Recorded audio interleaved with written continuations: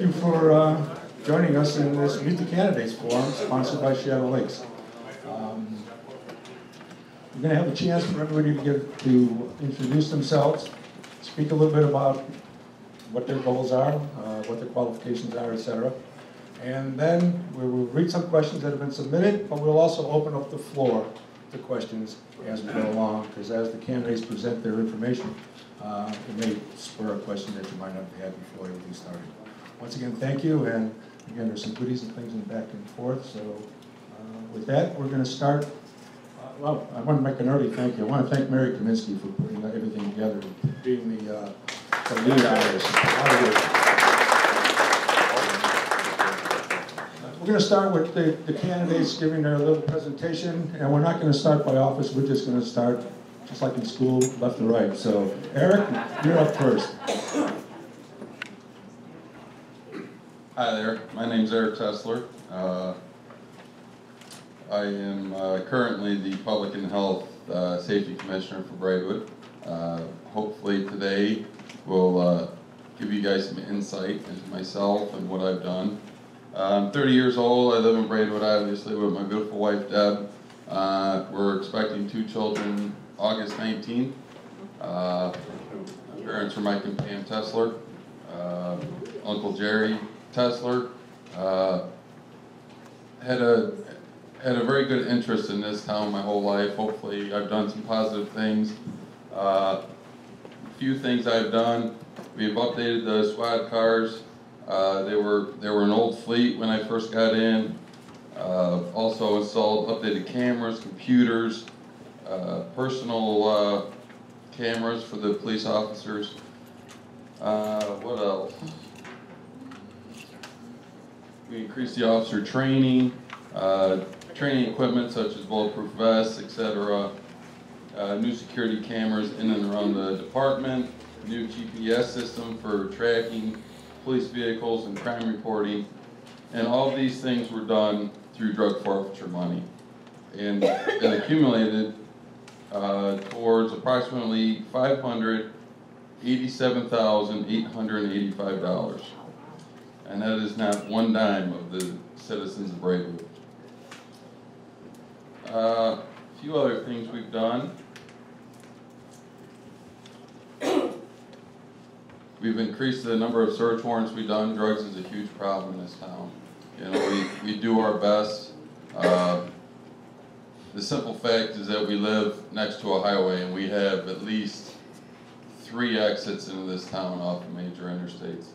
And it goes up to the bigger cities and trickles down, and we try our best to fight it, and we've done 17 search warrants in the last 4 years. I don't know how many they've done in the years past. It's a slow fight, but all the credit goes to each police officer. They've done a great job. We seized 10 vehicles. 7 of them brought us $20,000 in revenue that we put in drug forfeiture money. We fired 4 officers in the last about year and a half, and my budget is actually going down. I've done that in a reduction of budget around $25,000. Not only that, the police department, but Terry Atherton and Rich started National Night Out. That's a huge thing for this community. It opens the eyes of children to adults of crime and drugs in our town. Last National Night Out, we had about 700 people to attend. Hopefully, in the years continuing and increases.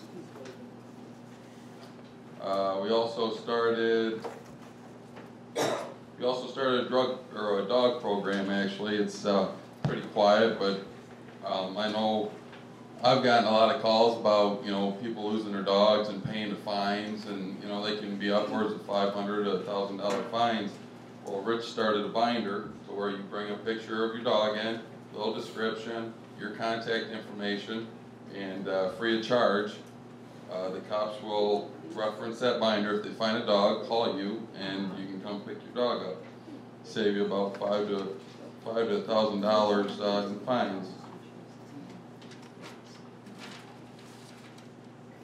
Also, we working with the schools, Unfortunately, we have some tragedies in this nation with shootings and other instances, and I know Rich has worked hard with the department and also the school to do school shooting tests and drills.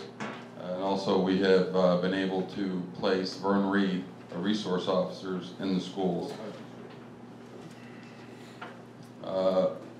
Also too, when I first got in, we had one crazy contract with the police department. We've cleaned that up, try to cut down on the wasted money spent. Instead of spending on comp time and vacation time, we like the police officers to use that time, and with them giving that to us, we increase their wages.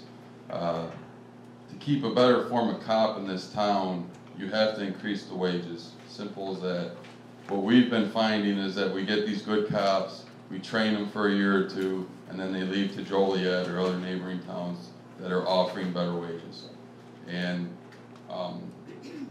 by increasing the wages, by increasing manpower, you cut down on overtime, you cut down on lawsuits, you have better trained cops, more responsible cops, and I think the last 4 years I've done a good job doing that.